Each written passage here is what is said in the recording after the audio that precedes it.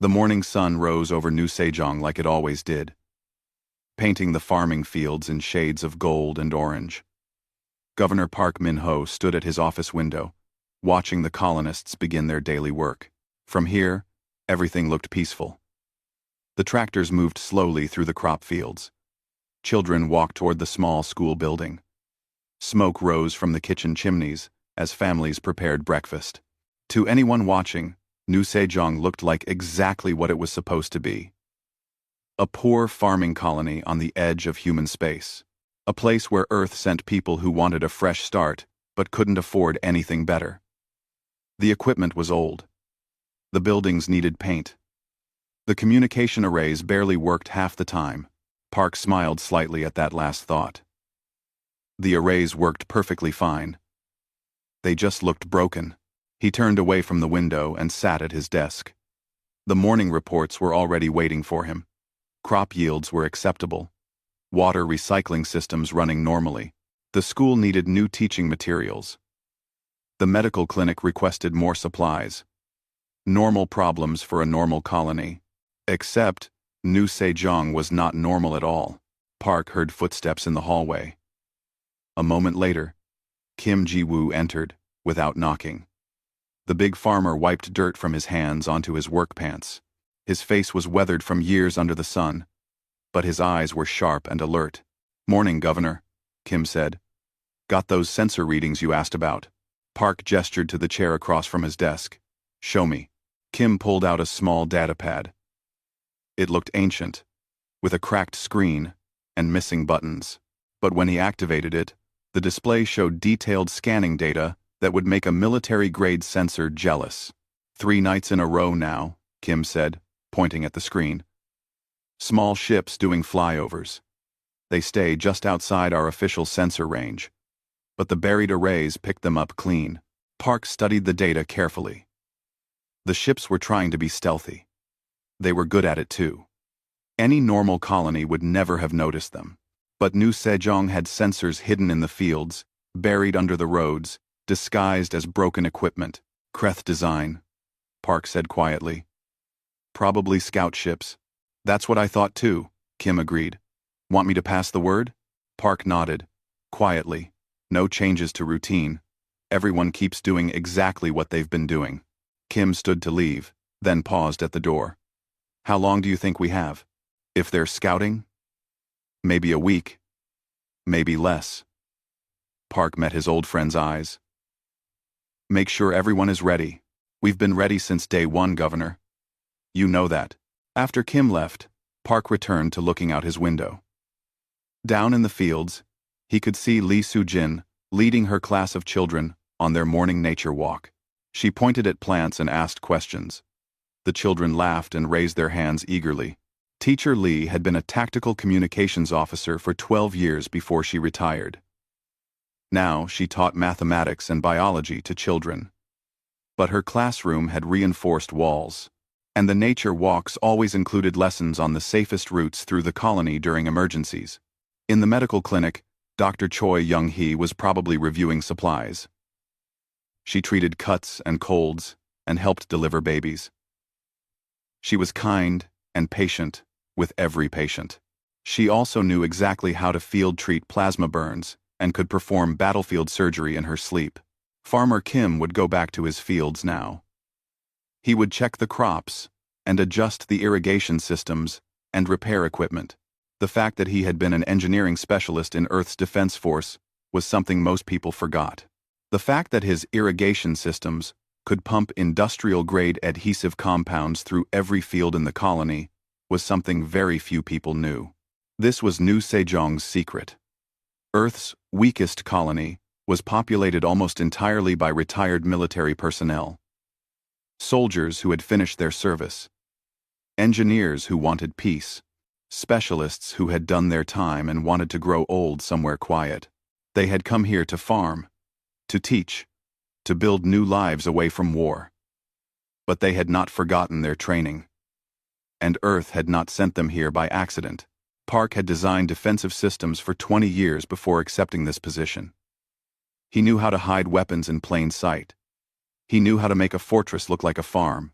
And he knew exactly why Earth had asked him to build New Sejong the way he did. The galaxy was not as peaceful as many species wanted to believe.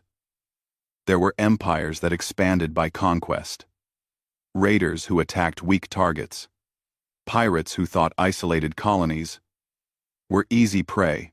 Earth needed eyes and ears on the frontier. They needed settlements that could defend themselves.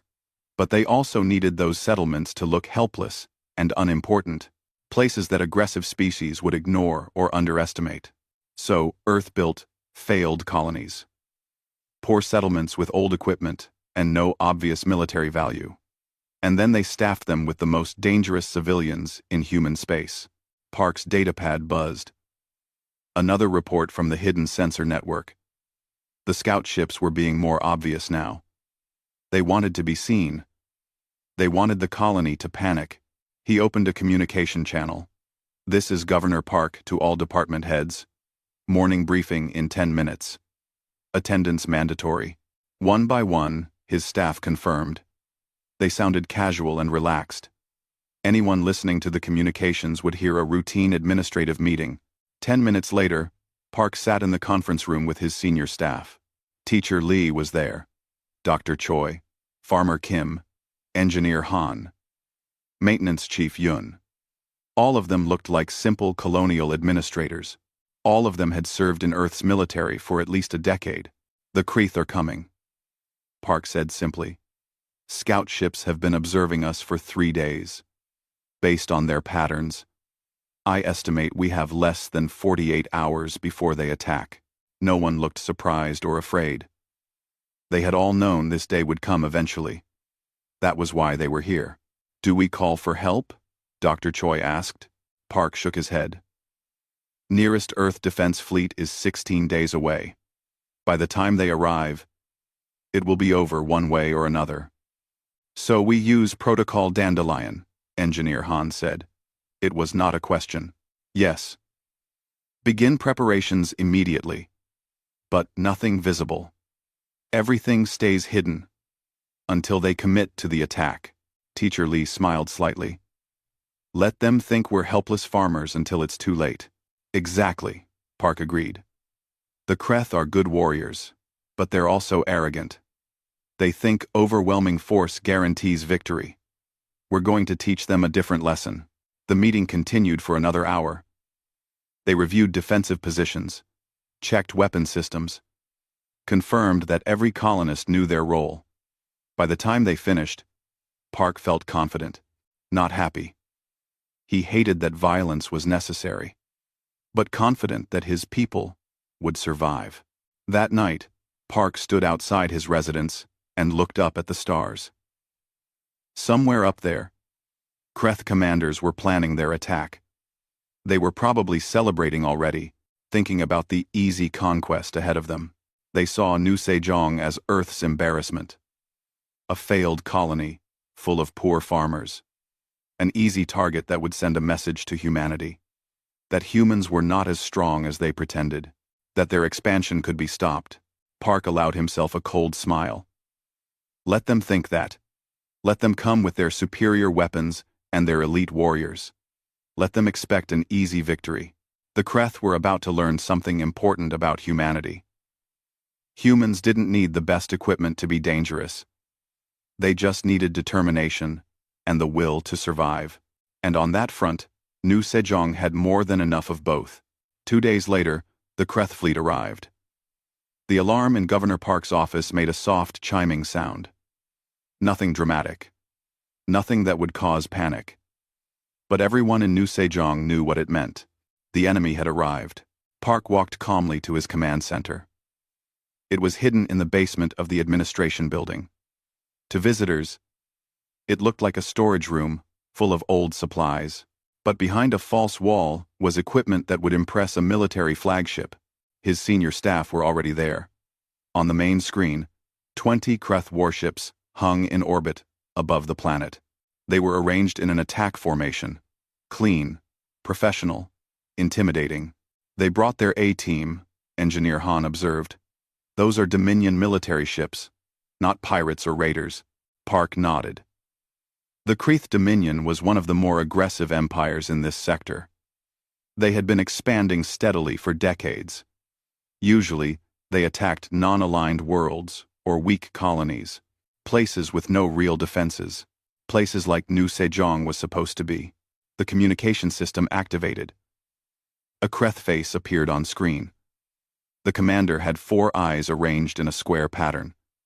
His skin was dark blue and covered in ritual scarring that marked him as a veteran warrior. When he spoke, his voice was deep and confident. "Human colony," the Kreeth said. "I am Commander Vex Thor of the Kreeth Dominion 3rd Fleet. You are surrounded and outmatched. Surrender immediately, and you will be treated according to the laws of conquest. Resist, and you will be destroyed. You have 5 of your minutes to decide." Park activated his own camera. He made sure he looked like exactly what he was supposed to be. A tired, middle-aged man in civilian clothes. Someone who spent more time on farming reports than military strategy. "Commander Vex Thor," Park said politely. "I am Governor Park Min-ho of New Sejong Colony. I appreciate your directness. However, I must decline your offer. We are a peaceful settlement under Earth protection. Any attack on us will be considered an act of war against humanity." On screen, Vex Thor's expression changed to something that might have been amusement. "Your nearest military support is weeks away, human, and your colony has no defenses that our sensors can detect. You are farmers with old equipment. This is not a negotiation. Surrender or die." Park allowed himself a small, sad smile. "Commander, I will give you one warning. You still have time to leave. If you attack this colony, you will regret it. Please, reconsider." Vex Thor's 4 eyes narrowed. Brave words from a helpless administrator. "Very well. You have chosen death. We will be merciful and make it quick." The screen went dark. Park took a deep breath and looked at his team. "Mark the time. Let's see how fast we can do this." "Protocol Dandelion is active," Engineer Han reported. Park opened the colony-wide channel. "Attention, New Sejong. This is the governor. Protocol Dandelion is now in effect. Everyone knows what to do. Stay safe. Stay smart. We'll get through this together." Throughout the colony, colonists received the message. They did not panic. They did not run.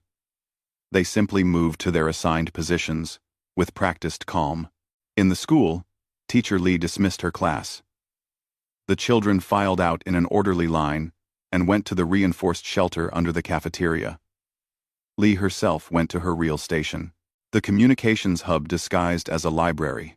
At the medical clinic, Dr. Choi directed her patients to the underground treatment area. Then she activated the clinic's secondary systems.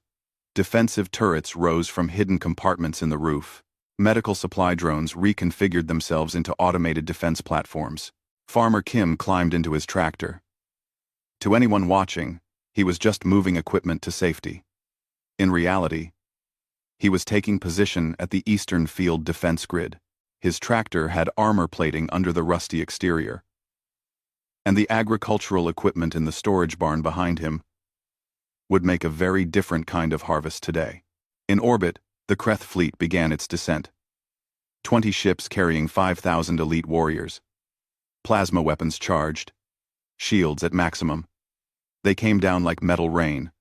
Confident and unstoppable. Commander Vex Thor watched from his flagship.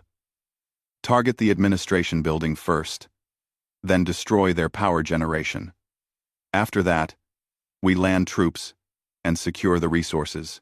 "Yes, Commander," his weapons officer replied. "Entering. Firing range in 30 seconds. "Commander," the sensor officer interrupted. "What is strange?" Vex Thor demanded. "The colony's communication towers. They're moving. On the ground, all across New Sejong. Structures that looked like broken communications equipment suddenly activated. Panels fell away, revealing clean metal underneath. Old-looking towers straightened and locked into position. What had seemed like civilian infrastructure transformed into something very different. Military-grade railgun batteries. Evasive action! Vexthor shouted. But it was too late. The first salvo from New Sejong's hidden defenses crossed the distance in less than a second. Solid metal projectiles moving at incredible speeds. 3 Kreth landing craft exploded before they could react. 2 more spiraled out of control. Their systems shredded by the kinetic impacts. Return fire, Vexthor ordered. All ships target those weapons. The Kreth fleet opened fire. Plasma bolts and missiles screamed toward the colony. But the defenses were already moving. The railgun platforms shifted positions. Defensive shields activated around critical structures. Automated countermeasures intercepted incoming fire. More importantly, the Kreth had targeted the wrong things. The structures they thought were weapons were actually decoys.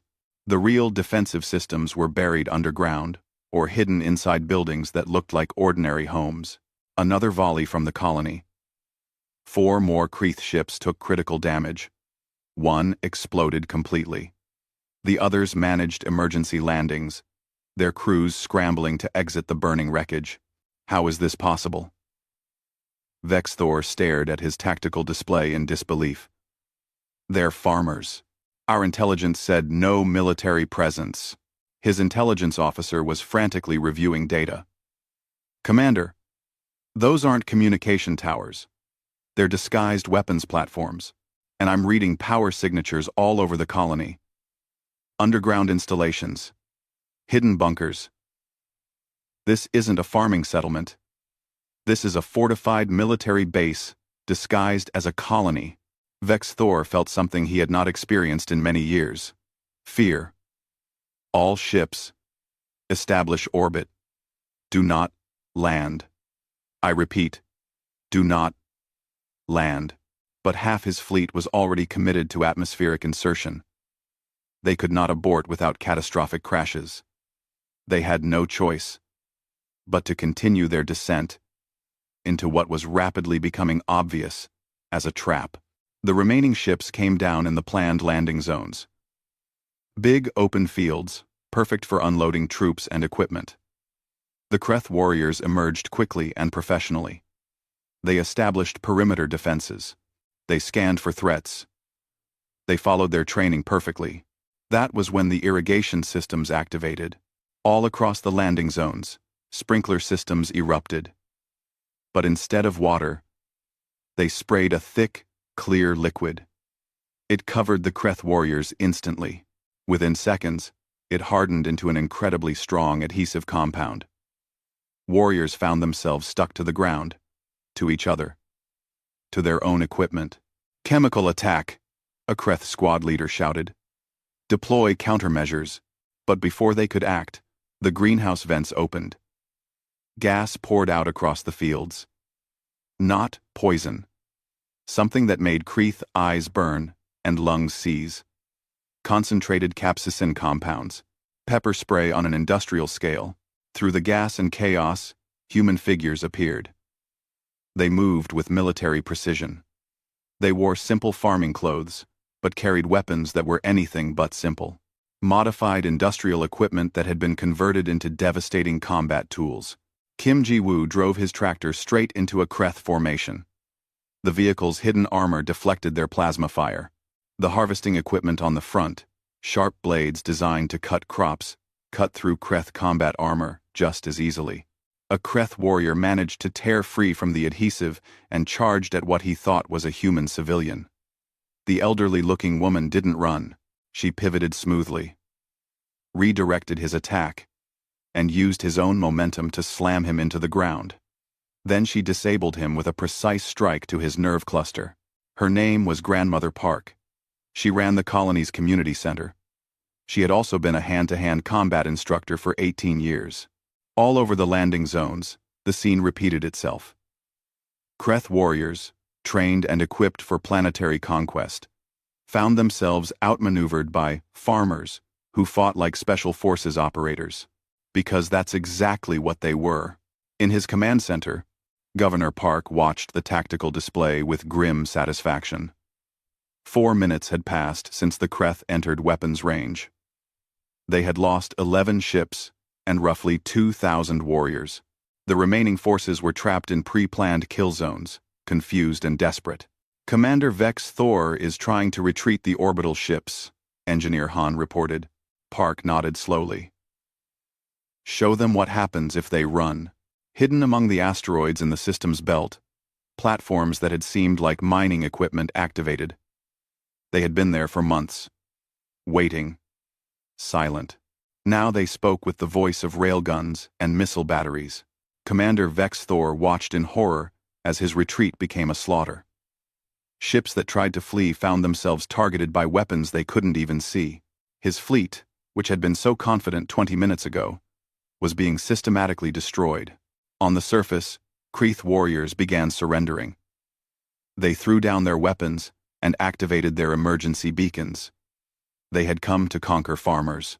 Instead, they had attacked veterans who knew every trick, every strategy, every weakness in Kreth military doctrine. Park checked his display. 9 minutes and 47 seconds since first contact. The battle was effectively over. New Sejong had 12 wounded colonists. No deaths. The Kreth had lost everything. He opened a channel to the surviving Kreth. Commander Vex Thor. This is Governor Park. You are surrounded. Your fleet is destroyed. Your warriors are captured. Surrender now, and you will be treated with dignity and respect under human military law. There was a long silence. Then Vex's Thor's voice. Quiet and defeated. How? You were supposed to be helpless. Park's response was gentle but firm. We are farmers, Commander, but we're human farmers, and humans survive. The battlefield fell silent, except for the crackling of burning Kreth ships and the quiet sounds of captured warriors being processed. Governor Park stood in his command center, watching the aftermath through dozens of camera feeds. 10 minutes ago, this had been a peaceful farming colony. Now, it looked like a war zone. But even in the chaos, his people moved with purpose. Dr. Choi and her medical teams were already treating wounded Kreth prisoners alongside the few injured colonists. Teacher Lee coordinated the collection of weapons and equipment with the efficiency of someone who had done this many times before. Farmer Kim and his crew used their agricultural equipment to clear debris and secure the crash sites. Park opened a secure channel to Earth Defense Command. It would take several minutes for the message to reach Earth and for a response to return. In the meantime, he had other responsibilities. All teams, status report, he ordered calmly. Engineer Han responded first. Eastern Defense Grid secure. All systems performed within acceptable parameters. No permanent damage to any installations. Medical here.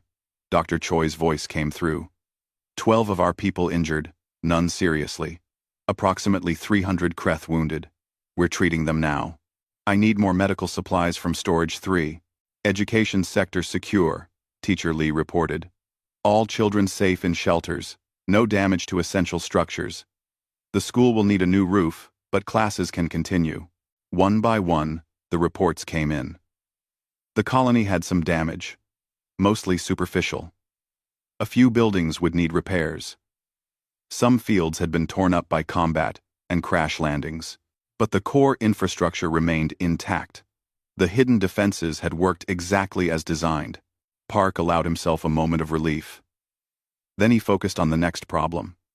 They had approximately 2,000 Kreth prisoners. That was a lot of enemy soldiers to manage safely. Commander Park? A new voice on the channel. Young Corporal Min from Security. We have the Kreth commander. He's requesting to speak with you directly. Bring him to conference room 2, Park ordered. Standard security protocols. 10 minutes later, Park sat across a table from Commander Vex Thor. The Kreth commander looked different now. His armor was damaged. One of his 4 eyes was covered with a medical patch. His proud warrior bearing had been replaced with exhausted defeat. 2 of Park's security staff stood by the door.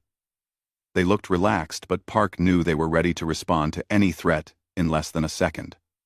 Both had been special operations soldiers before retirement.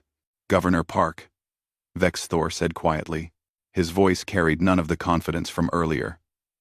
"I do not understand what happened. Our intelligence was thorough. This colony was supposed to be defenseless. I know.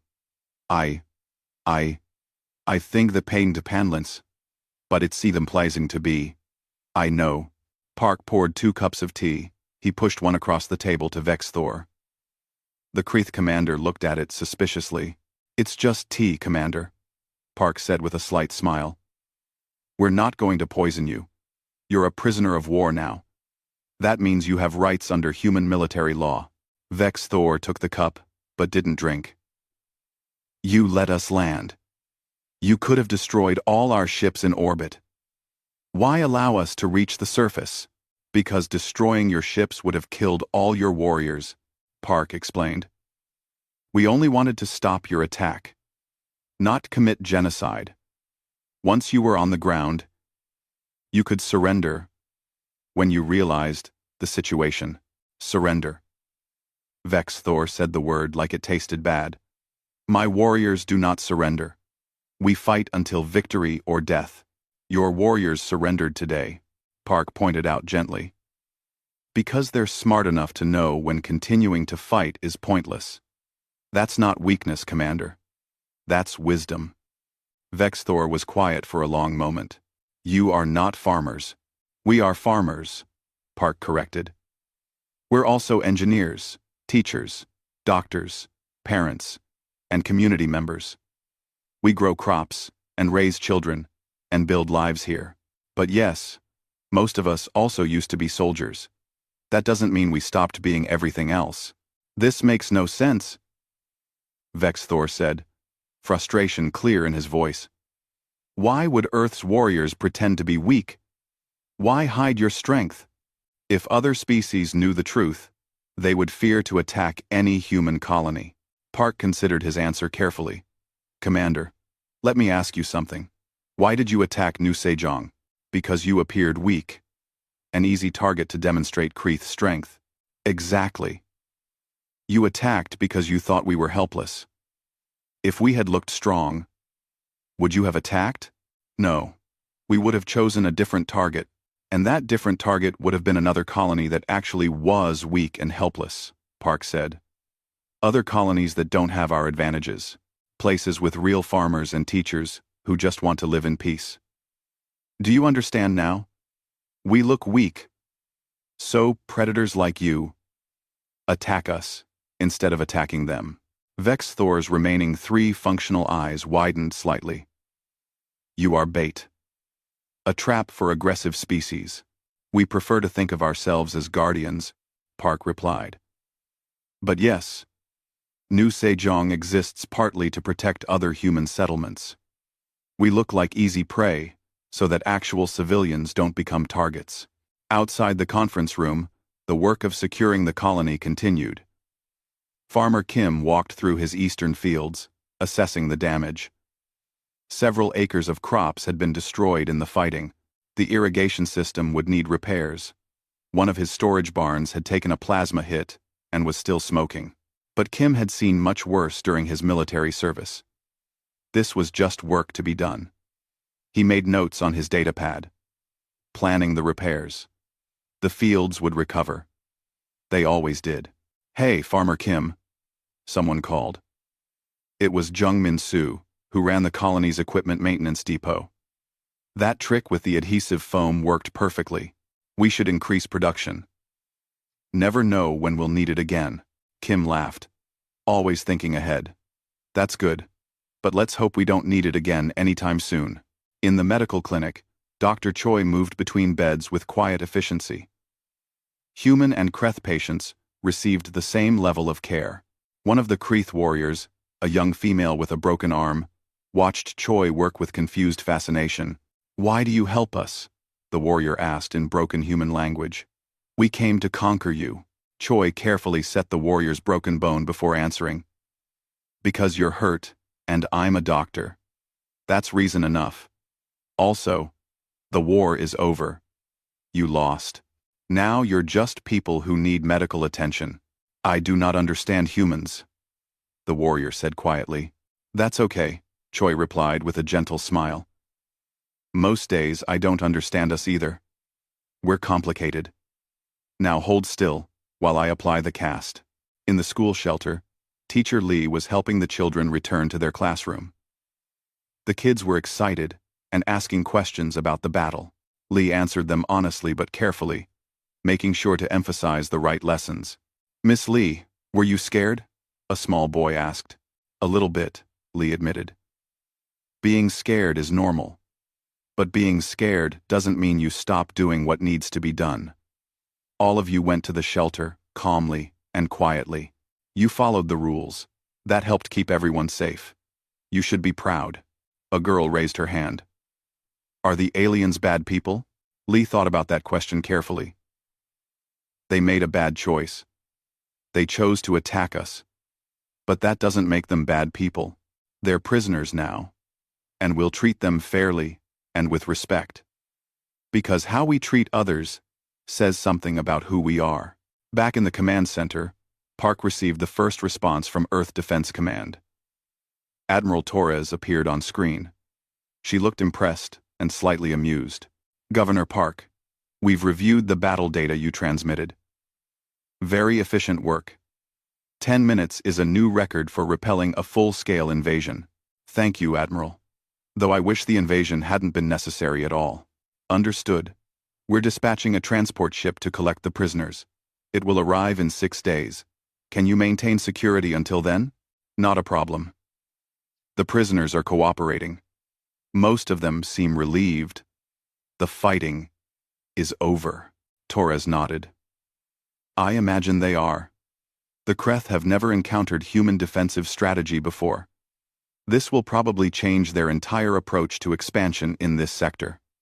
Good work, Governor. Earth is proud of New Sejong. After the communication ended, Park walked outside. The artificial sun of Harmony 7 was setting, painting the sky in beautiful colors. Around him, colonists were cleaning up, repairing damage, getting ready to return to normal life. Normal life. That was what they all wanted. To grow crops, to raise families, to teach children, to build something good and lasting. The fact that they could also defend themselves with deadly efficiency was just a tool, a necessary skill that they hoped to never need again, but would always maintain. Commander Vex Thor was given quarters in a secured building. It was comfortable and clean. Guard outside the door, but not treated like a dangerous criminal. Park had arranged for him to have access to communication equipment so he could contact the Kreth Dominion. That night, Vex Thor composed a message to his government. It was not a message of defiance or promises of revenge. It was a warning. To the Dominion Council, he wrote carefully, our attack on the human colony New Sejong has failed completely. The colony was not defenseless as our intelligence indicated. It was a sophisticated military installation disguised as a civilian settlement. Human casualties were minimal. Our losses were total. I strongly recommend we reconsider all plans for human territorial expansion.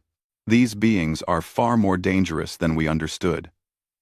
They do not need obvious military might to destroy us. They only need us to underestimate them. I survived only because they chose mercy. That mercy should not be mistaken for weakness. He sent the message and sat in the quiet room.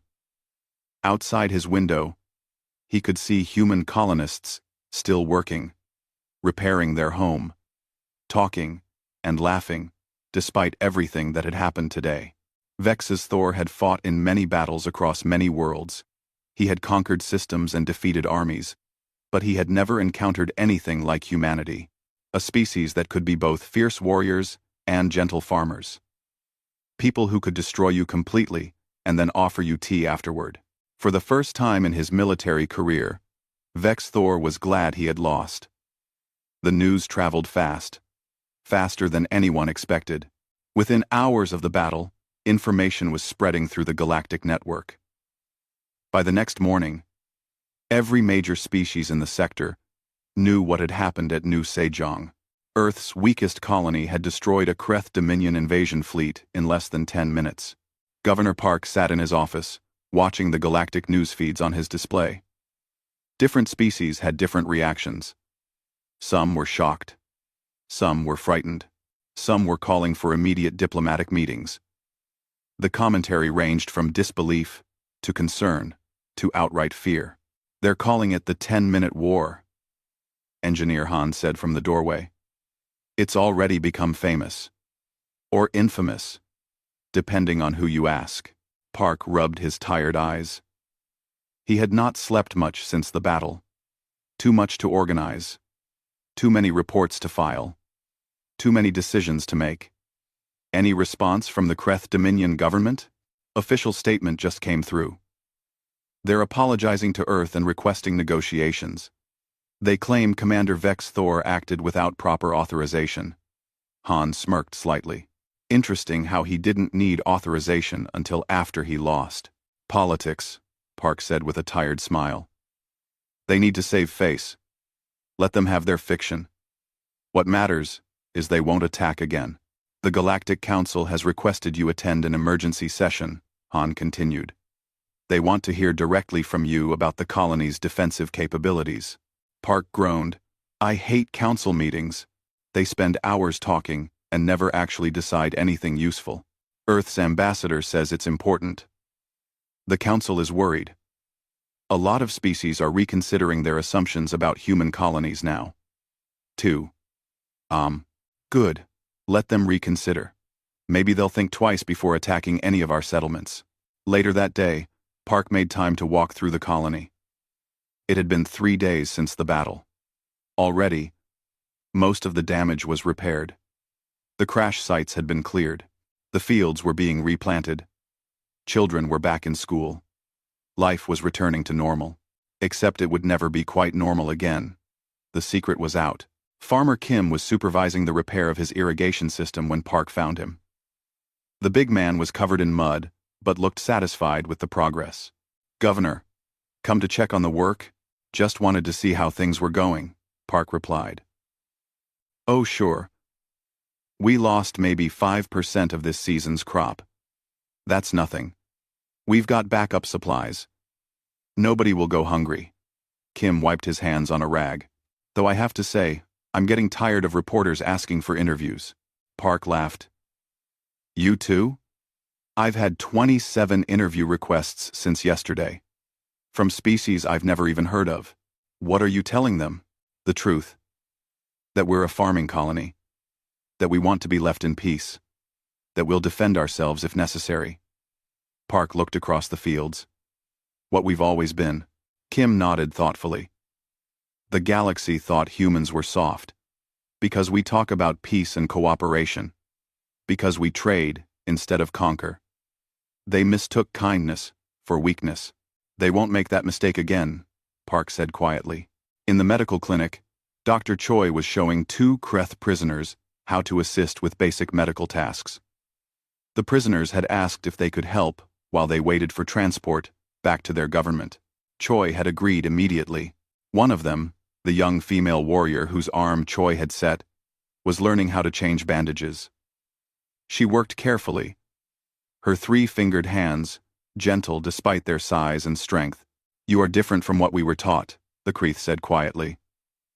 "Our instructors said humans were weak and emotional. That you valued comfort over strength." Choi smiled. "We are emotional. And we do value comfort. Those aren't weaknesses. They're what we fight to protect. We defend ourselves so we can continue being comfortable and emotional. Does that make sense?" The Kreth thought about it. "I think so. You fight so you do not have to fight?" "Exactly. We're good at violence because we hate violence. We want to live in peace, so we make sure we're too dangerous to attack." Choi finished demonstrating the bandaging technique. "Now you try on this practice dummy." The Kreth warrior carefully mimicked Choi's movements. Her large hands were surprisingly gentle. "If I survive to return home, I will tell others what I learned here. That humans are not weak. And that mercy can be a kind of strength. Commander Vex's Thor was also learning this lesson. Park had given him limited freedom to move around the secured area. The Kreth commander used this privilege to observe the colony and its people. What he saw confused him more every day. He watched Farmer Kim laugh with his crew while repairing equipment. He saw Teacher Lee patiently explaining mathematics to children who had lived through a battle just days before. He observed colonists gathering for a community meal, sharing food and stories like nothing unusual had happened. These were the same people who had destroyed his fleet. The same farmers who had fought with terrifying efficiency. But now, they were just living, growing food, teaching children, building homes. They had gone from deadly warriors to peaceful civilians as easily as changing clothes. One evening, Park invited Vex Thor to join him for dinner. They sat on the porch of Park's residence, eating simple food and watching the sunset.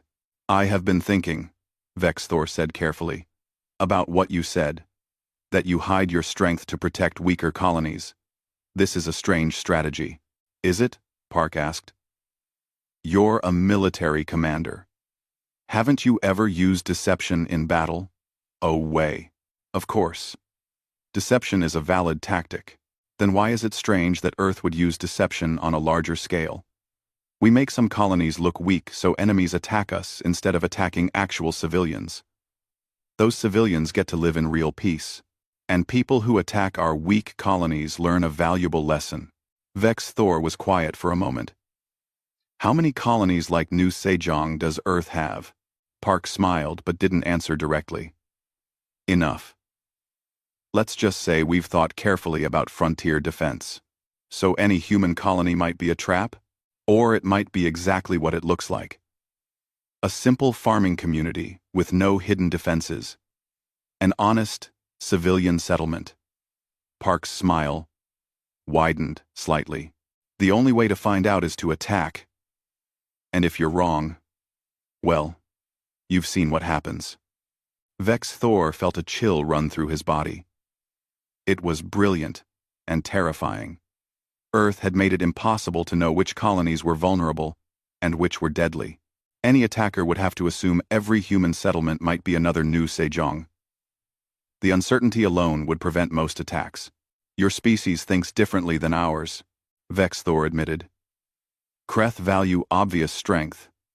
We display our military might so others will fear us. Humans do the opposite. You hide your strength and appear weak. Both strategies have value," Park said diplomatically. "But humans learned long ago that appearing weak has advantages. People underestimate you. They don't see you as a threat. Then when you reveal your true capabilities, it's too late for them to adapt." Over the next few days, more galactic responses arrived. The Galactic Council officially condemned the Kreth attack. Several species sent diplomatic messages to Earth, requesting information about colony defenses. 3 different governments asked if Earth would be willing to share defensive strategies. Earth's response was polite but firm. Human defensive capabilities were not for sale or sharing. But Earth would be happy to sign mutual defense pacts with peaceful species. The message was clear. Be friendly with humanity or leave human space alone. There was no third option anymore. Park received a personal message from Earth's Defense Command. Admiral Torres appeared on his screen, looking pleased. "Governor, I wanted to inform you personally.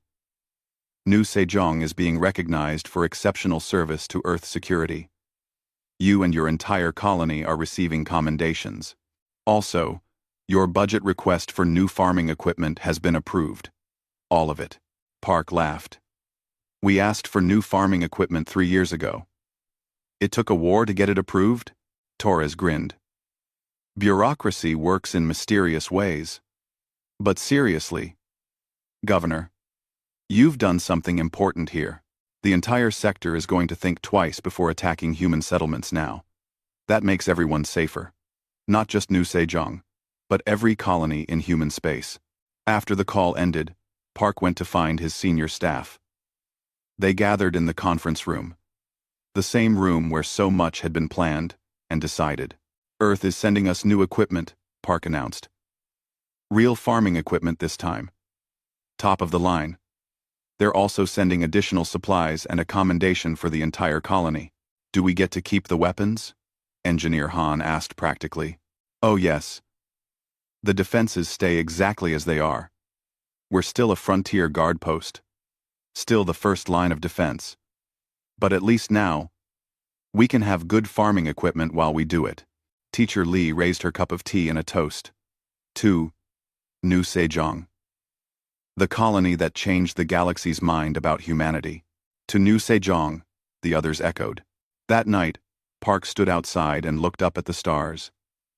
Up there, in ships and stations across dozens of worlds, people were talking about this little colony. Some with respect, some with fear, some with anger. But all of them were talking. The message had been sent and received. Earth's colonies were not easy targets. Human farmers were not helpless civilians. And humanity's preference for peace should never be mistaken for inability to fight. New Sejong had shown the galaxy something important. That humans didn't need massive fleets or obvious military might to be dangerous. They just needed determination, creativity, and the willingness to defend what was theirs. The Kreeth had learned that lesson in 10 minutes. Now the entire galaxy was learning it too. And Park hoped, truly hoped, that it would make the frontier safer for everyone. That fewer colonies would be attacked. That more people, human and alien alike, could live in peace. Because that was what New Sejong had always been about. Not war. Not conquest. Just the simple desire to farm and build and raise families in peace. The weapons were only tools to protect that peace. And if the galaxy finally understood that, then maybe the battle had been worth it after all. In his secured quarters, Commander Vex Thor was composing another message to his government. This one was longer and more detailed. A complete report on human defensive psychology and strategy. He wanted to make sure his people understood that they would never again make the mistake of underestimating humanity. He ended the message with a simple sentence. The humans are not our enemies, but they will never be our victims either. We must choose our path carefully. Unride. Fortin 23-1. The galaxy was listening now. And that made all the difference. 3 weeks after the battle, Governor Park stood before the Galactic Council. The council chamber was a massive dome filled with representatives from 47 different species. Each had their own communication booth arranged in a circle around the central platform where Park stood. It reminded him of a courtroom, or an arena. Earth's ambassador, Han Jae-sung, stood beside him. The ambassador was an older man, with gray hair and a calm, diplomatic manner. He had whispered advice to Park before they entered. Just tell them the truth. Don't apologize. Don't threaten. Just explain. The council speaker, a tall insectoid being from the Trill species, activated the translation system. Governor Park Min-ho, of New Sejong Colony. This council has called you to explain the events of what is being called the 10-minute war. Many species are concerned. Some are frightened. We need to understand what happened and what it means for galactic security. Park took a deep breath. He had faced enemy soldiers. He had made decisions that cost lives. But standing here, being watched by representatives of dozens of worlds, was somehow more intimidating. Thank you, Council Speaker, Park began. I will tell you exactly what happened and why. New Sejong is a farming colony on the frontier of human space. We grow crops. We raise families. We teach our children. We are, in every meaningful way, a civilian settlement. But our colony also serves another purpose. We are a defensive position. Earth established New Sejong knowing it might be attacked. We were prepared for that possibility. A representative from the Bex consortium interrupted. You deceived the entire sector. Your colony appeared defenseless. This is a violation of honest communication protocols. Ambassador Han stepped forward smoothly. With respect, Counselor, there is no galactic law requiring colonies to advertise their defensive capabilities. New Sejong broke no rules. We simply chose not to announce that we could defend ourselves. But why? This from a Velen representative, a peaceful species known for their diplomatic nature. Why hide your strength? Would it not prevent attacks if potential enemies knew the truth? Park nodded. That's a fair question. Let me answer with another question. If New Sejong had looked strong and well defended, would the Kreeth have attacked us? Probably not, the Velen admitted. And if the Kreeth hadn't attacked us, where would they have gone instead? Which colony would they have targeted? One that actually is defenseless. A settlement full of real civilians with no military training. People who would have been killed or enslaved. Park, let that sink in. New Sejong looks weak so that actual weak colonies don't become targets. We draw the predators to us, instead of to them. The council chamber fell silent. Several representatives were communicating privately with their governments. Others were clearly reconsidering their assumptions. We are bait, Park continued. But we are bait with teeth. Any species that attacks human colonies thinking we are easy prey will find out the hard way that we are not. And hopefully, after one or two painful lessons, they will stop attacking entirely. That makes everyone safer. Not just humans, but all peaceful species in this sector. The Trill speaker leaned forward. Governor Park, this council understands defensive measures. But your colony's response was extremely efficient. Almost too efficient. How many of your colonists are actually retired military? Park smiled slightly. Most of them. New Sejong was established specifically for veterans who wanted to retire somewhere peaceful. They earned that peace through years of service. They deserve to live quietly and farm and raise children. The fact that they can still fight if necessary doesn't change that. But this means any human colony might be full of hidden warriors, a nervous representative from the court clans said. How are we supposed to know which colonies are dangerous? You're not, Ambassador Han said bluntly. That's the point. If you don't know which colonies are defended, you can't safely attack any of them. So, the logical choice is simple. Don't attack human colonies at all. Trade with us. Talk with us. Be neighbors with us. But don't attack us. Another representative spoke up. This seems threatening. Are you saying humanity will destroy anyone who acts against you? Park shook his head firmly. No. We're saying we will defend ourselves. There's a difference. The Kreeth attacked us. We defended our home. We didn't pursue them. We didn't invade their territory. We didn't demand reparations. We stopped the attack, secured the prisoners, and went back to farming. All we want is to be left in peace. Then why maintain such strong defenses? The court representative persisted. Park felt a flash of frustration but kept his voice calm. Because wanting peace and being unprepared are not the same thing. My people have seen war. Many of us have lost friends and family to violence. We know what war costs. That's exactly why we prepare to defend ourselves. Because we never want to be helpless victims again. We want to live in peace, and the best way to maintain peace is to be too dangerous to attack. The Velen representative spoke again, more thoughtfully this time. Governor Park, I think I begin to understand. Your species has a saying, yes? About fearing the quiet ones? Several sayings like that, Park confirmed. Beware of the old man in a profession where men die young. The quiet ones are the ones to watch. Still, waters run deep. We have learned through hard experience that looking peaceful is different from being harmless. Your people are warriors pretending to be farmers, the Trill speaker observed. No, Park corrected gently. We are farmers who used to be warriors. There's a difference. We chose to farm. We want to farm. But we haven't forgotten our training. And if someone forces us to fight, we will. Then we'll go back to farming. Over the next hour, the council asked many questions. About human defensive strategy, about how many colonies were like New Sejong, about Earth's intentions in the sector.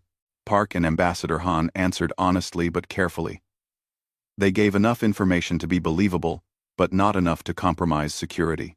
Finally, the council speaker called for a vote on a resolution. It was simple and direct. The Galactic Council officially recognized humanity's right to defend its colonies. They condemned the Kreeth attack, and they encouraged all species to pursue peaceful relations with human settlements. The vote was unanimous. After the session ended, Park and Ambassador Han walked through the council station's observation deck. Through the massive windows, they could see dozens of ships from various species, the galaxy's diversity on display. "You did well, Governor," Han said. "Better than I expected. Honestly. You're not a politician, but you understood the real game. It wasn't about explaining the battle. It was about managing fear." "Fear?" Park looked at him questioningly. "The council was afraid," Han explained. "Afraid of what humanity might do. Afraid we might be more dangerous than they realized. Afraid their military assessments of human strength were completely wrong. You calmed those fears, while also making it clear that attacking us is a bad idea. That's diplomacy." Park smiled tiredly. "I prefer farming. Diplomacy is exhausting. Then you'll be happy to know you can go home soon. Earth is sending the transport for the Kreeth prisoners tomorrow. After that, New Sejong can go back to normal. Or, as normal as things get for you." That evening, Park had a final meeting with Commander Vex Thor. The Kreeth commander would be leaving on the transport. This would probably be the last time they spoke. They met in the same conference room where they had first talked after the battle. Park had tea waiting again. This time, Vex Thor drank it without hesitation. "I leave tomorrow," Vex Thor said. "I wanted to thank you before I go." "Thank me?" Park was surprised. "For defeating you? For sparing me? For treating my warriors with dignity? For showing mercy when you could have simply killed us all?" Vex Thor's 4 eyes met Park's gaze directly. "My people value strength. We thought humans were weak because you talk about peace and cooperation. We were wrong. You showed me that mercy can be a form of strength. That choosing not to kill when you have the power to do so is harder than simple violence." Park nodded slowly. "War is easy, Commander. Any fool can start a war. Peace is hard. It requires wisdom and patience and the willingness to see your enemies as people. My species learned that lesson the hard way. We nearly destroyed ourselves before we figured it out." "The Kreeth have not learned this lesson yet," Vex Thor admitted. "We are young compared to humans. Our empire is only 3 centuries old. We believe conquest brings glory. It doesn't," Park said quietly. "Conquest only brings more enemies and more wars. Real glory comes from building things. From creating instead of destroying. From leaving the galaxy better than you found it." Vex Thor was quiet for a long moment. "When I return home, I will be questioned, possibly punished for my failure. But I will tell my government the truth. That humans are not our enemies, but they will never be our victims either. That we must choose a different path if we want to survive in this sector. I hope they listen," Park said sincerely. "I don't want to fight the Kreeth again. I would rather trade with you. Learn from you. Maybe even become friends eventually. But that's your choice to make." They stood and performed their respective gestures of respect. Vex Thor's was a complex motion with all 4 hands. Park's was a simple bow. Different species, different customs. But maybe, Park thought, some understanding had been reached. The next day, the transport arrived. 2,000 Kreeth prisoners were loaded onto the ship. They were healthy and well treated. Many of them looked confused. A few looked grateful. They had expected death or torture. Instead, they had received medical care and decent food and respect. Dr. Choi came to see them off. Several Kreeth warriors approached her to express thanks. The young female, whose arm she had set, gave Choi a small, carved stone. A traditional Kreth token of respect. "You changed my understanding of your species," the warrior said simply. "I will remember." As the transport departed, Park stood with his senior staff and watched it rise into the sky. Engineer Han noticed Park's sad expression. "You okay, Governor?" "Just thinking," Park replied. "We won the battle. We protected the colony. We even changed some minds about humanity. But I still hate that it was necessary. I hate that people died. I hate that we had to fight at all." "That's what makes you a good leader," Teacher Lee said gently. "You haven't forgotten that war is terrible. Some commanders start to enjoy it. Start to see enemies as targets instead of people. You never lost your empathy." "Empathy," Park repeated. "Maybe that's humanity's real weakness. We care too much. We feel too much. Even about our enemies," Farmer Kim laughed. "If that's a weakness, I'm happy to have it. I'd rather care too much than become cold and heartless. Our empathy is what makes us human." They walked back to the administration building together. Around them, the colony was fully recovered. The fields were green and growing. Children played in the schoolyard. The sounds of construction and conversation filled the air. Life had returned to normal.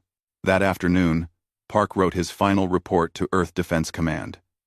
He detailed the battle and the aftermath. He included observations about Kreth tactics and psychology. He provided recommendations for future defensive strategies. But he ended the report with a personal note. "New Sejong has performed its function successfully. We defended ourselves and sent a message to the galaxy. But I want to be clear about something. My colonists did not come here to be warriors. They came here to build lives, to farm and raise families and be part of a community. The fact that they can still fight when necessary does not mean they want to. I request that Earth continue to pursue peaceful relations with all species. War should always be our last option, not our first response. We proved we can win battles. Now let's prove we can win peace." 3 months later, Park stood in his fields at harvest time. The crops had grown beautifully. It would be a good year. Around him, colonists worked together to bring in the harvest. They laughed and talked and helped each other. This was what they had fought to protect. Not land or resources or political power. Just the simple right to live peaceful lives. A ship appeared in the sky. Park tensed automatically, then relaxed as he recognized it. An Earth transport, bringing supplies and new colonists. People who had heard about New Sejong and wanted to be part of something special. Veterans looking for peace. Families seeking opportunity. Park smiled. The galaxy knew the truth about New Sejong now. But people still wanted to come here. Not because it was safe. Not because it was easy. But because it was a community that valued both strength and kindness. A place where you could be a farmer and a defender. A teacher and a warrior. A doctor and a protector. A place where humans could be completely, honestly, themselves. Peaceful when possible. Fierce when necessary. Always adaptable. Always resilient. Always ready to do whatever it took to protect the things they loved. That evening, Park sat on his porch and watched the sunset.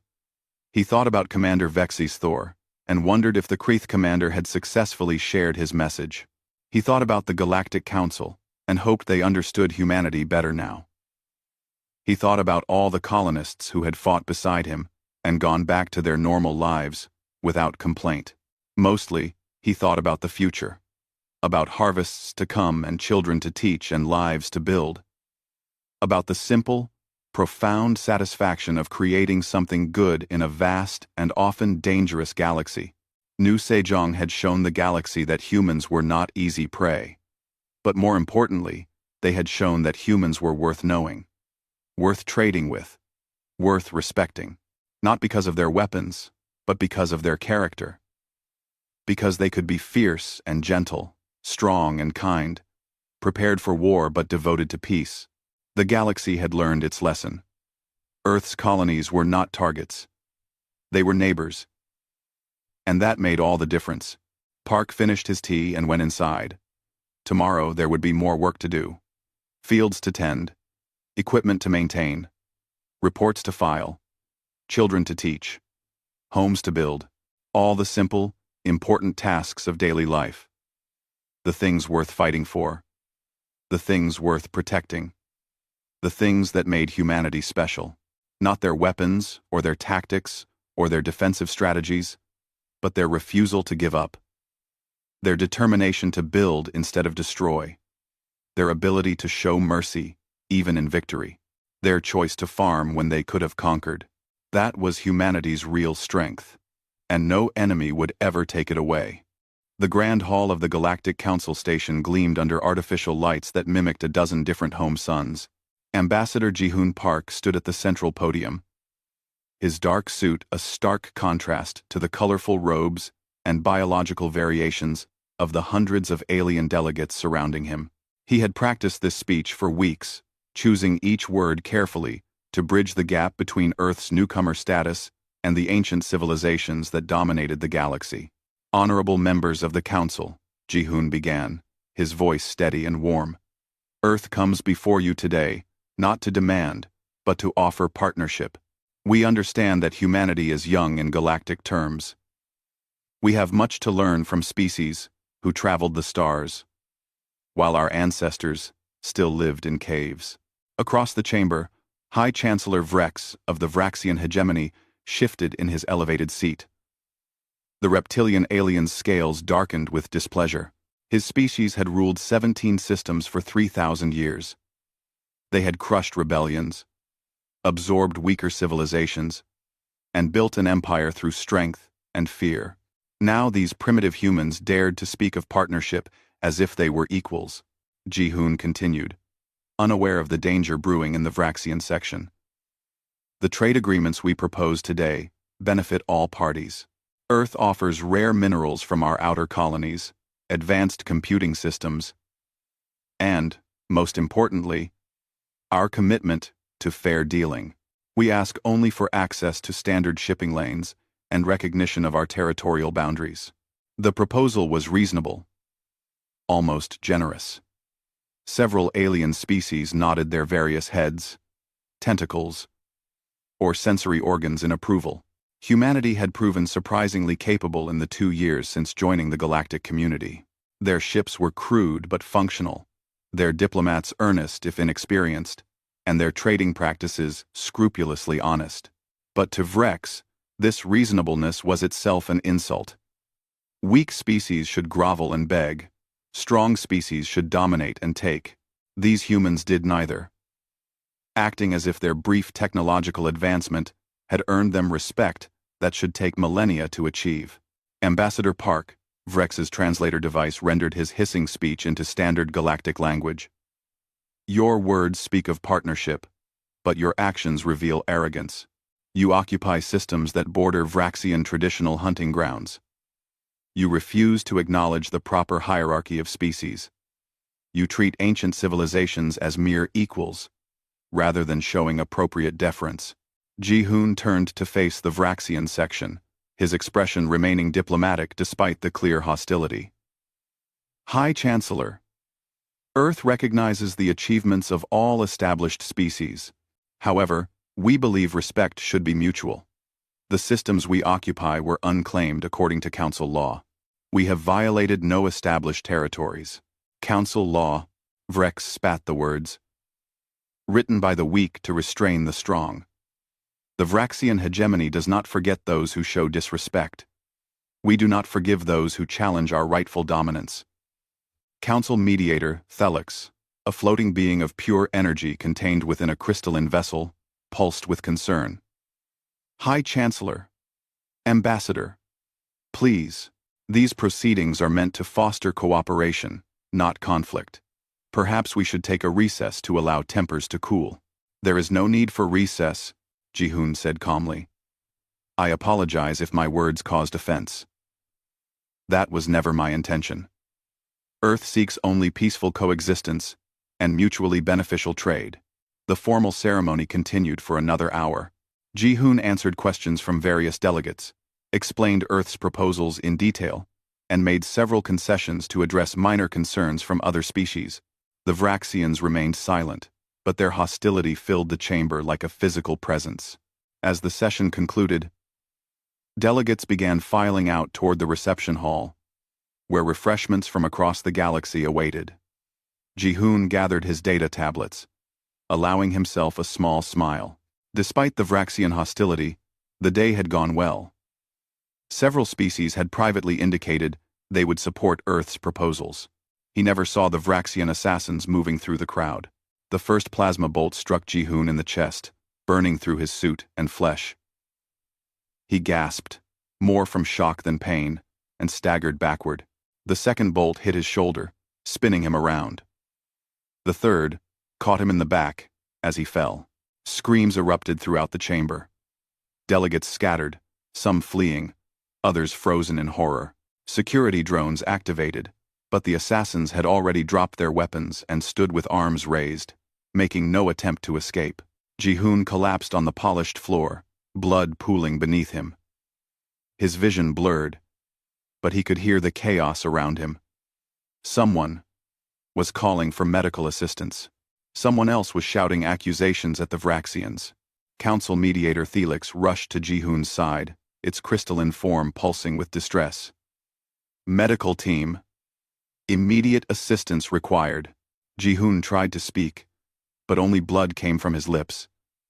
His last conscious thought was of his daughter back on Earth. He had promised to bring her a crystal flower from the station's famous gardens. Now he would never keep that promise. The medical team arrived within minutes, but it was already too late. Ambassador Jihoon Park, Earth's representative to the Galactic Council, died on the chamber floor while hundreds of aliens watched. High Chancellor Vrex stood in the Vraxian section, his scales displaying colors of satisfaction. "Let this be a lesson," he announced to the stunned assembly. "The Vraxian hegemony does not tolerate disrespect. This human violated ancient protocols by addressing the Council without proper submission. His death was justified under our traditional laws. This is murder." Mediator Thelix's voice crackled with rage. "In the Council chamber itself. This violates every law we hold sacred." "Your laws," Vrex corrected, "not ours. We have merely enforced proper order." The Council erupted in argument. Some species demanded immediate action against the Vraxians. Others, fearful of the hegemony's military power, called for calm and investigation.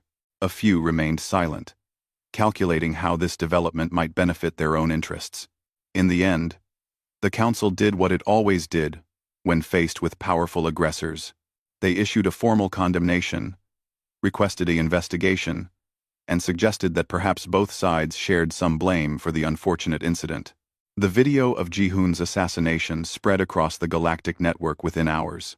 On Earth, billions of humans watched their ambassador die while aliens debated proper protocol. They saw the Vraxians' smug satisfaction.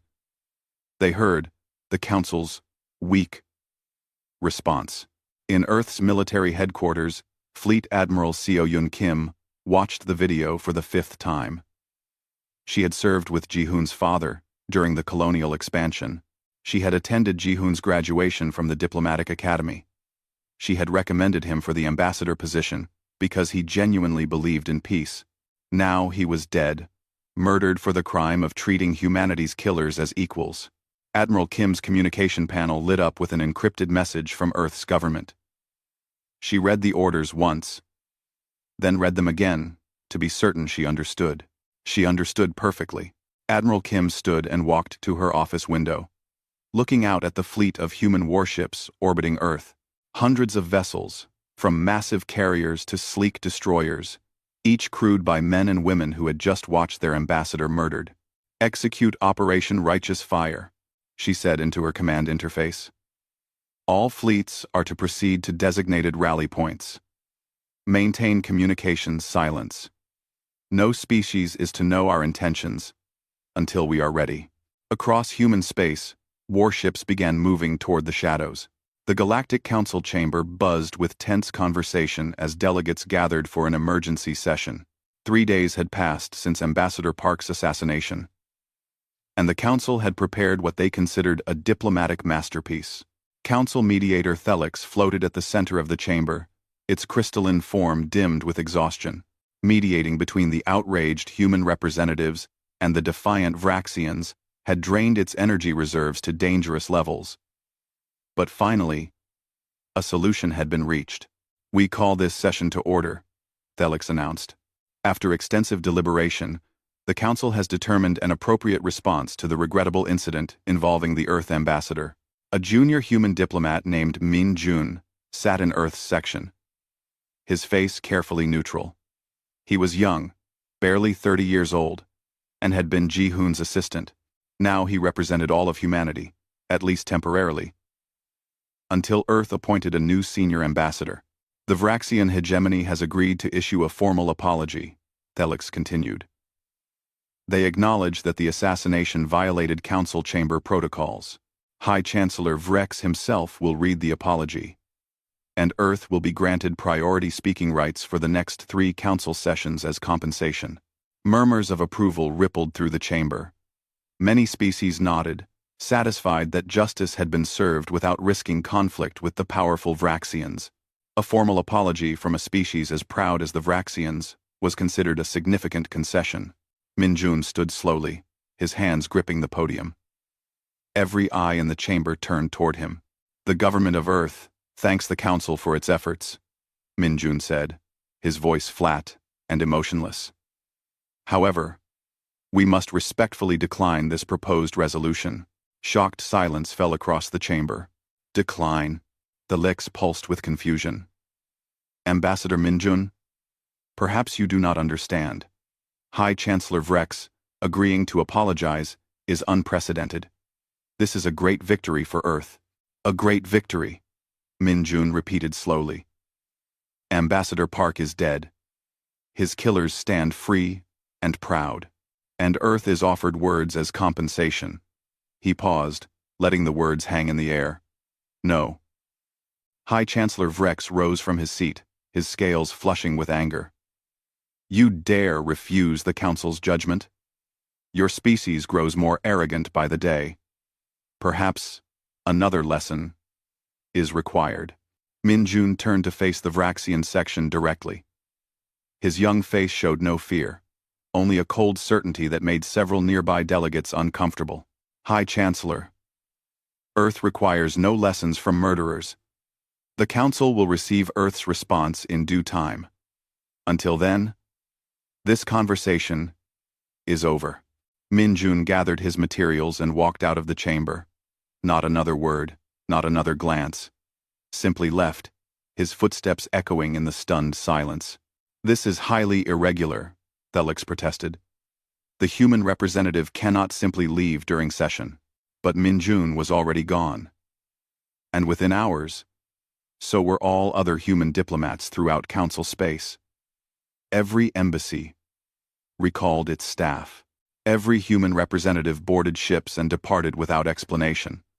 Requests for communication went unanswered. Demands for clarification were ignored. Within 2 days, not a single human official remained in Council-controlled space. Then the human merchant ships began disappearing. The massive cargo vessels that had been carrying goods between human and alien worlds simply vanished from shipping lanes. No distress calls. No explanations. They just stopped coming. Human colonies went silent. Communication channels that had been constantly active with trade negotiations, cultural exchanges, and casual conversation suddenly carried nothing but static. The galaxy had become used to humanity's constant presence over the past 2 years. Humans were everywhere, eager to learn, quick to adapt, always ready to talk. Their sudden absence felt like a missing tooth, a gap where something should be but wasn't. Admiral Seo-Yun Kim stood on the bridge of the EMS, Indomitable, humanity's largest warship, and watched her tactical displays with satisfaction. 17 fleet groups were now in position, each one hidden in the darkness between stars. Every ship maintained strict communication silence. Every crew member understood their mission. "Admiral," her tactical officer reported. Vraxian intelligence has detected our fleet movements. They're reading it as intimidation, not actual threat preparation. Good, Kim replied. Let them think we're just posturing. How long until all groups reach final positions? 36 hours, Admiral. Kim nodded. She had spent those 3 days since Ji-hoon's death planning this operation with Earth's best military minds. They had studied every piece of intelligence on Vraxian military capabilities. They had identified key targets. They had calculated acceptable losses. The numbers were grim. Humanity would lose ships. Humanity would lose lives. But the alternative was worse. If we let this stand, Earth's president had said during the classified briefing, every species in the galaxy will know they can murder humans without consequence. We'll be prey. Forever. Kim agreed completely. Ambassador Park had been her friend, but this went beyond personal loss. This was about humanity's survival as a free species. Her communication officer interrupted her thoughts. Admiral, we're receiving broadcasts from the Galactic Council. They're demanding we respond to their attempts at contact. Ignore them, Kim ordered. Total communication blackout remains in effect. Across human space, the same scene played out on military vessels and colony worlds. The galaxy wanted explanations. The galaxy wanted assurances. The galaxy wanted humanity to be reasonable and accept their token apology. The galaxy would get none of those things. On the Vraxian homeworld, High Chancellor Vrex presided over a war council. His military commanders reported human fleet movements with varying degrees of concern. The humans are clearly attempting to frighten us, Vrex declared. They mass their primitive ships near our borders and hope we will panic. It is pathetic. My Chancellor, one brave commander ventured, perhaps we should prepare defensive positions. Human tactics are unpredictable. Vrex's claws slammed against his throne. Defensive positions? Against these newcomers? The Vraxian hegemony has crushed civilizations that had been spacefaring for centuries before Earth even discovered fire. We do not cower before children having tantrums. But some Vraxian commanders were not so confident. They had studied human history as part of standard intelligence gathering. Humans had spent thousands of years fighting each other before joining the galactic community. Their history was an endless catalog of warfare, from primitive spears to nuclear weapons. They had developed more ways to kill each other than most species had developed in their entire existence. They are speaking. One elderly Vraxian admiral muttered to his aide. The humans. They are speaking quite clearly. We are simply choosing not to listen. On the 5th day of silence, Earth finally sent a message. Not to the Council, not to the Vraxians, to everyone, every species, every colony, every ship. It broadcast on every frequency simultaneously, impossible to miss or ignore. The message contained no words, just an image. Ambassador Ji-hoon Park's official portrait, with dates of his birth and death below. And underneath, a single line in a dozen languages. Justice will be served. Admiral Kim watched her countdown timer tick toward 0. In 30 minutes, 17 human fleet groups would simultaneously drop out of faster-than-light travel at their targets. The Vraxian hegemony had no idea what was coming. She thought of Ji-hoon, dying on that cold chamber floor. She thought of his daughter, who would grow up without a father. She thought of every human who would die in the coming battle. All ships, she broadcast on the encrypted command channel. This is Admiral Kim.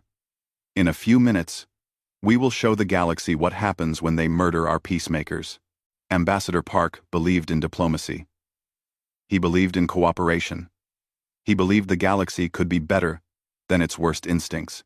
She paused, her voice hardening. We are about to prove that his death will not be in vain. Fire at will when we drop from FTL. Show no mercy to military targets. But remember, we are not murderers. We are humanity. We are better than them. Quote, quote, The countdown reached 0. Across 17 systems, human warships appeared like vengeful ghosts. The galaxy's lesson in humanity had begun. The Vraxian military station designated Fortress Prime had existed for 800 years. It guarded the entrance to the hegemony's core systems, bristling with weapons that could destroy entire fleets. No enemy had ever breached its defenses. Many had tried. All had died. The station's commander, a scarred veteran named Krell, was reviewing routine reports when his tactical officer suddenly shrieked in alarm. Contacts. Multiple contacts appearing at grid sections 7 through 15. Krell's head snapped up. How many ships? Counting now, Commander. I have 37. No. 52. Contacts keep appearing. They are human vessels. Battle stations, Krell ordered. His voice calm despite his racing heart. This is what we trained for. Humans are aggressive, but inexperienced. Their ships are inferior. We will crush them and send High Chancellor Vrex their wreckage as a gift. But as Fortress Prime's massive weapons powered up, the human ships did something unexpected. Instead of forming neat battle lines like any sensible fleet, they scattered in all directions. Some accelerated directly toward the station. Others angled away. Several appeared to be heading toward nearby asteroids. What are they doing? Krell's tactical officer asked. This formation makes no sense. It made perfect sense to Admiral Kim, who watched the battle unfold from 3 systems away through data transmitted by scout ships. She had studied Earth's military history extensively. Ancient naval tactics, World War fighter squadron formations, guerrilla warfare strategies. The galaxy fought space battles like orderly duels. Humanity fought like the survivors of 10,000 years of warfare. The rested. At Fortress Prime, the Vraxian gunners opened fire on the nearest human vessels. Their plasma cannons, perfected over centuries, struck true. 2 human destroyers exploded instantly. A third lost its engine section and tumbled away, leaking atmosphere. But while the Vraxians concentrated on those obvious targets, the other human ships executed their real plan. The vessels that had headed toward asteroids now emerged, pushing massive rocks toward the station using their engines. The rocks weren't large enough to destroy Fortress Prime, but they didn't need to be. The asteroids forced the station to divide its fire, as weapons turrets tracked the incoming rocks. Human ships that had seemed to be retreating suddenly reversed course and accelerated directly toward the station at maximum speed. Suicide run, Krell shouted. They are attempting kamikaze attacks. Focus all fire on those vessels. The term kamikaze meant nothing to the Vraxians, but they understood the threat. Ships loaded with explosives could seriously damage even Fortress Prime if they impacted. Every weapon turned toward the charging human vessels. The human ships absorbed terrible damage. One after another, they died in bursts of fire and shattered metal. But 3 got through. 3 ships, their armor melted and systems failing, crashed directly into Fortress Prime's weapon clusters. The explosions tore massive holes in the station's defensive grid, and through those holes came the rest of the human fleet. Krell watched in horror as human marines in combat armor used the breaches to board his station. The invaders fought with a ferocity that shocked the veteran Vraxian defenders. These humans didn't retreat when wounded. They didn't surrender when surrounded. They fought until killed or victorious. They are insane, Krell's second officer gasped, watching security feeds show humans throwing themselves at Vraxian defensive positions. They accept casualties that would break any rational species. But Kim's Marines weren't insane. They were following a doctrine developed in the bloody wars of Earth's 20th century. Take the objective, whatever the cost. Win the battle, mourn the dead later.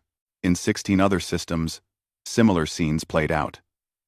Vraxian commanders discovered that humans refused to fight the way space battles were supposed to be fought. They used ambush tactics, hiding near planets and moons. They employed psychological warfare, broadcasting messages about avenging murdered Ambassador Park that made some younger Vraxian soldiers hesitate. They sacrificed pawns to capture queens, trading disposable drones for critical installations. At the Vraxian fleet staging area in the Korath system, Admiral Vesh faced a human attack wing with confidence. Her forces outnumbered the humans 3-1. Victory was certain.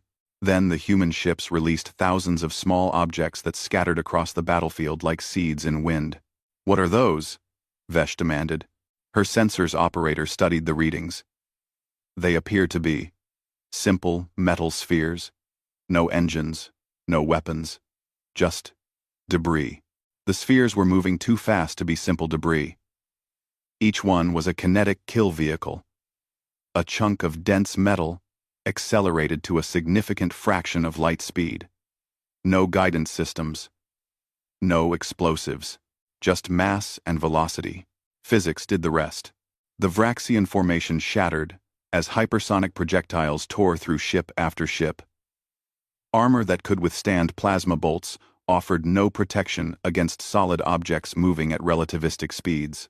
A sphere the size of a fist punched through a battleship like it was paper. Admiral Vesh's flagship took 3 hits in rapid succession. The bridge decompressed. Vesh's last thought was that these primitive humans had just used weapons older than spaceflight itself to destroy a modern fleet. High Chancellor Vrex received the first reports of the attacks, with disbelief, then rage, then growing fear.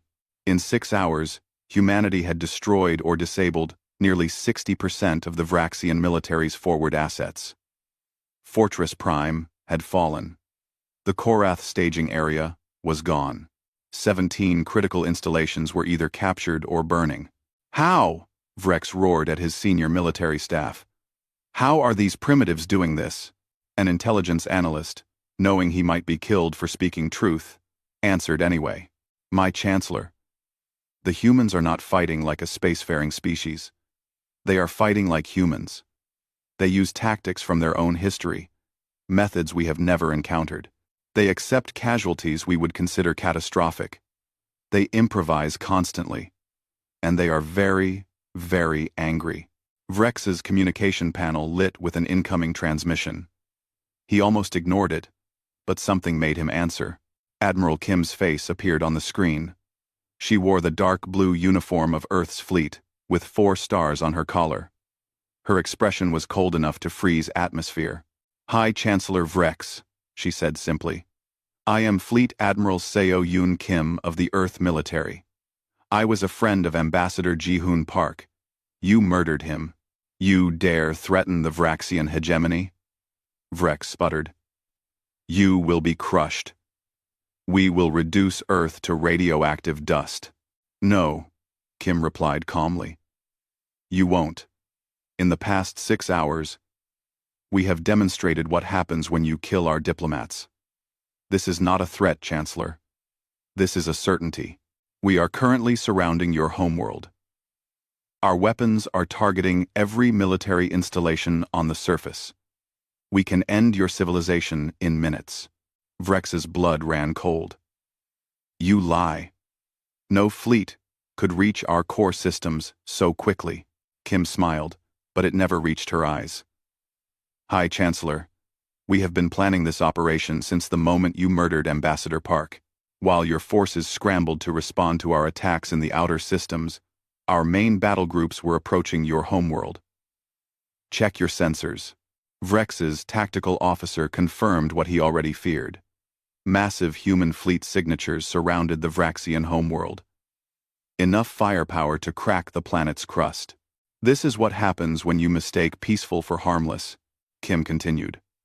"Ambassador Park sought peace because he believed in a better galaxy. You killed him for it." Vrex tried to speak but couldn't find words. "We are not like you," Kim said. "We don't enjoy this. Every human who died today, I will remember. Every ship we lost, I will mourn. But we will not allow our people to be murdered without consequences. Never again." The transmission ended. Vrex stood in his command center, surrounded by his panicking staff, and realized he had made a terrible mistake. These humans were not primitive upstarts. They were survivors of a world that had tried to kill them for millions of years. They had learned to fight by fighting each other for thousands of generations. They had developed weapons and tactics in hundreds of wars before they even left their planet. The Vraxian hegemony had 3,000 years of proud military tradition. But humanity had learned to wage war before they learned to write. The emergency meeting of the Galactic Council convened in chaos. Delegates shouted over each other, their translation devices creating a cacophony of overlapping voices. At the center of it all, Council mediator Thelix pulsed with distress, trying desperately to restore order. Please, distinguished delegates, we must have order. But order was impossible. In just 8 hours, humanity had accomplished what no species had done in 3,000 years. They had broken the Vraxian military machine. Reports continued flooding in from across hegemony space. Fortress Prime captured. Fleet staging areas destroyed. Military installations burning. And most shocking of all, human warships surrounding the Vraxian homeworld itself. The delegate from the Quellan Collective, a peaceful species of plant-based beings, spoke with obvious fear. We must intervene. The humans will destroy an entire world.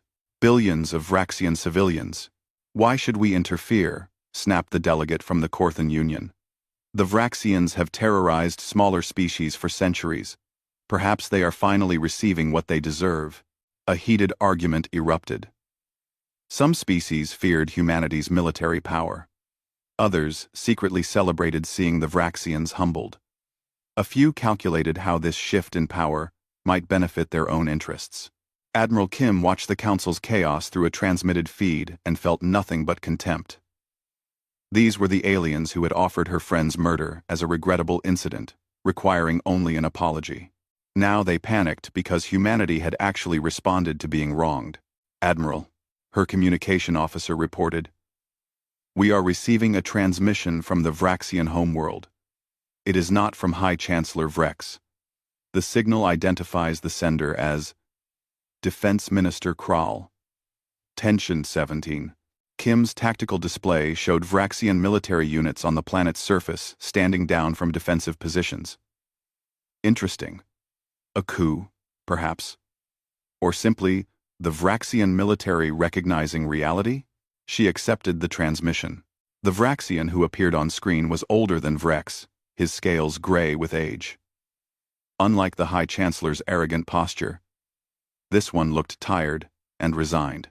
Admiral Kim, Defense Minister Kral said, his voice carrying no hostility.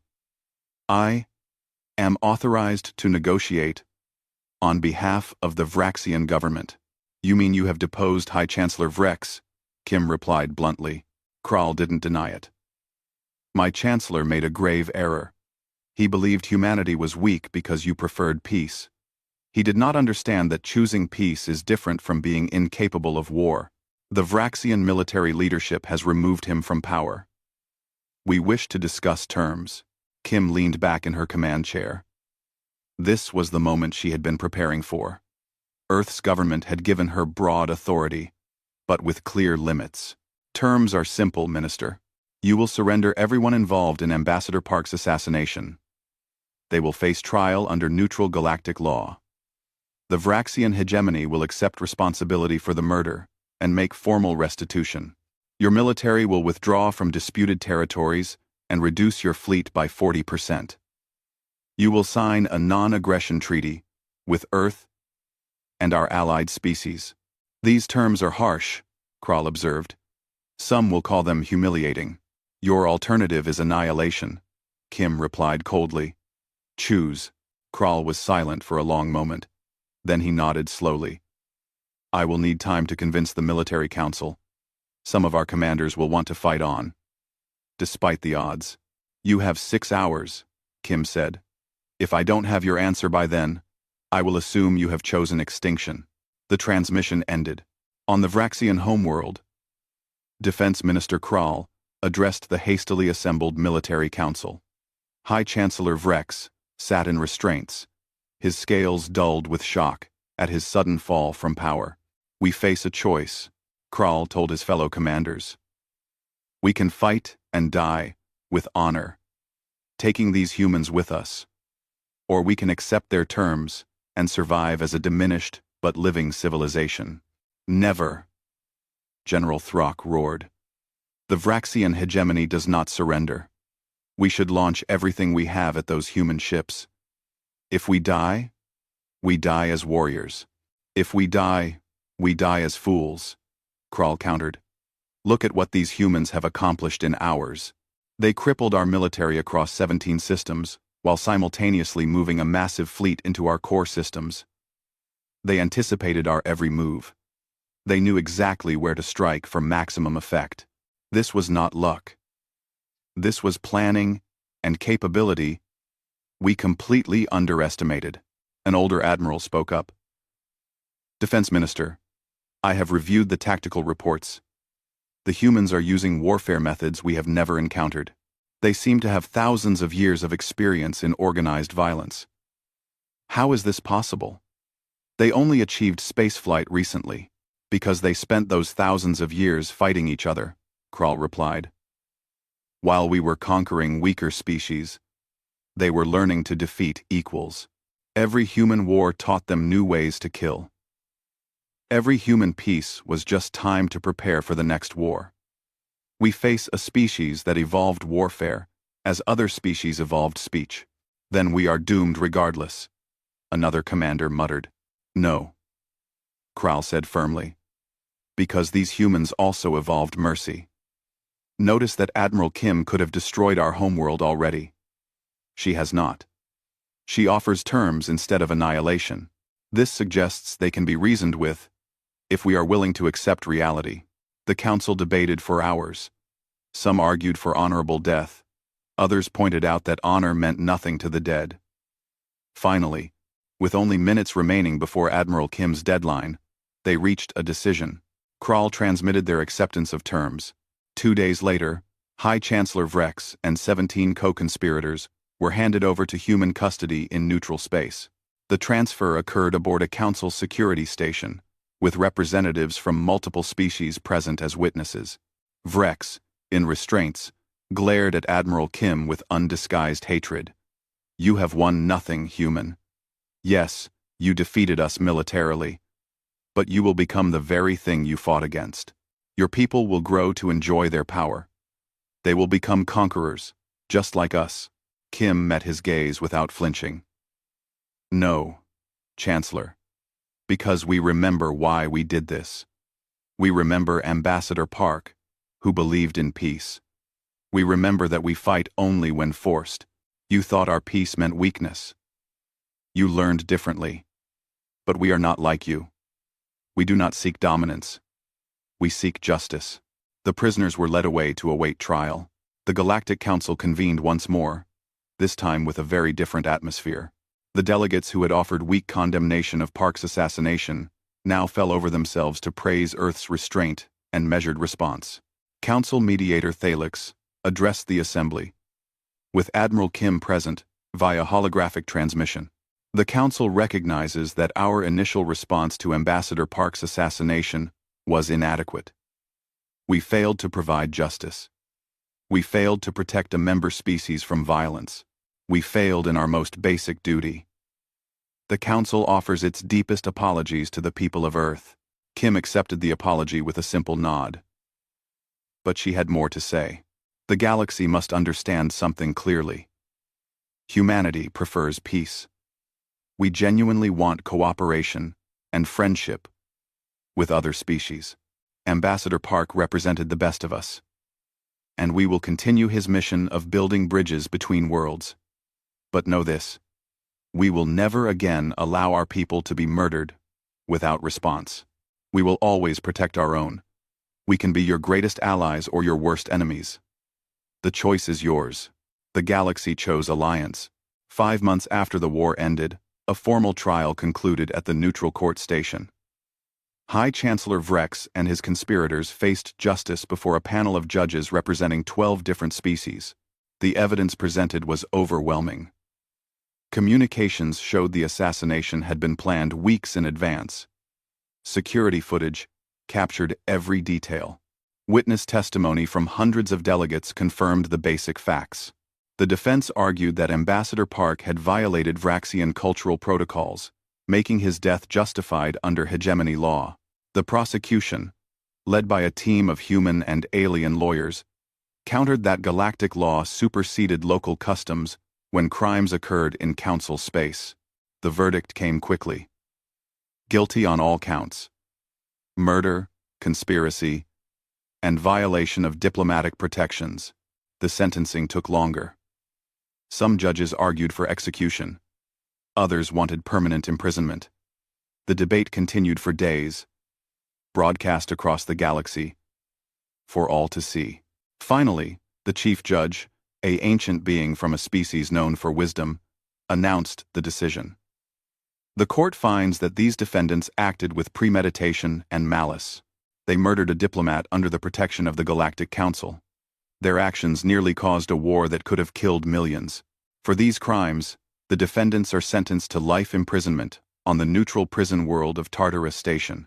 They will serve their sentences under galactic supervision, ensuring no species can simply retrieve them when attention fades. Vrex, hearing his fate, laughed bitterly. Life imprisonment? I am 300 years old. I will die in your prison within decades. You call this justice? Life imprisonment. The chief judge's response was cold. Justice is not about revenge, former chancellor. It is about preventing future crimes and demonstrating consequences. Your imprisonment serves both purposes. You will have time to contemplate your actions. Others will learn from your fate. Vrex was led away, still cursing humanity and the council both. Admiral Kim watched the sentencing from Earth's military headquarters. She felt no satisfaction, no joy.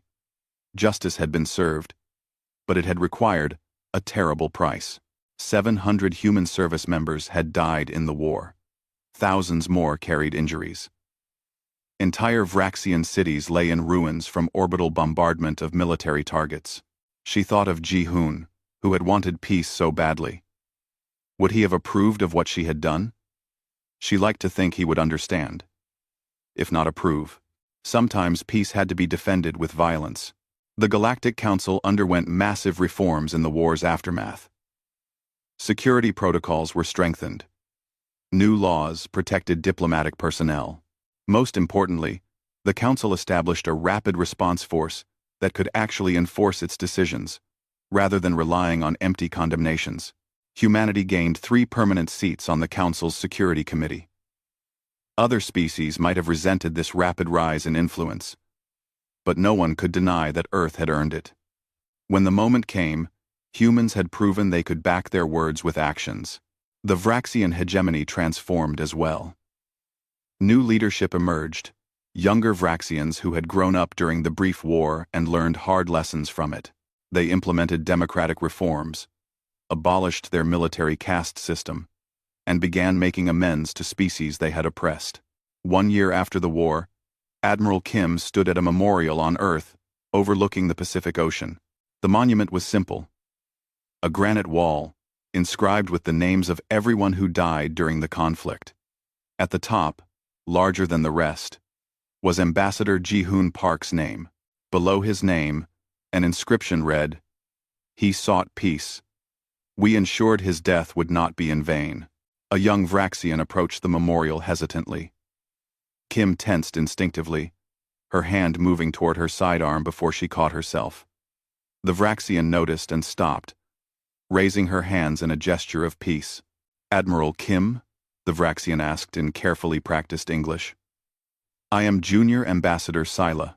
I serve in the new Vraxian Diplomatic Corps.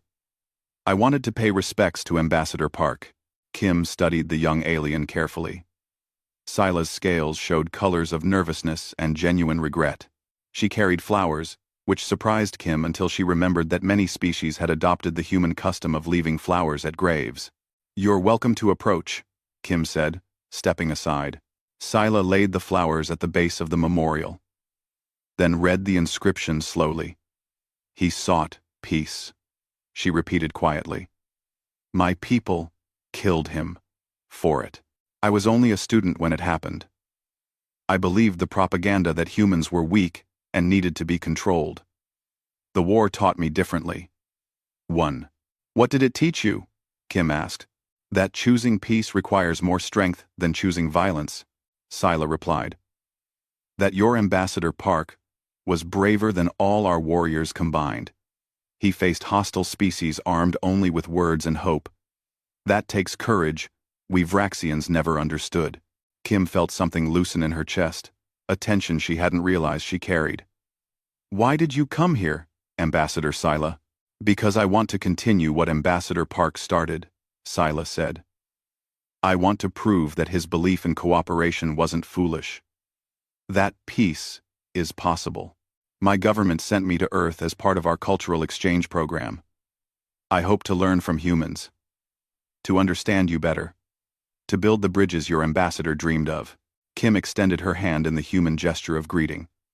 Scylla hesitated, then carefully grasped it, trying to match the firm handshake despite having very different anatomy. Welcome to Earth, Ambassador, Kim said. Ji-hoon would have liked meeting you. 5 years passed. The galaxy had changed.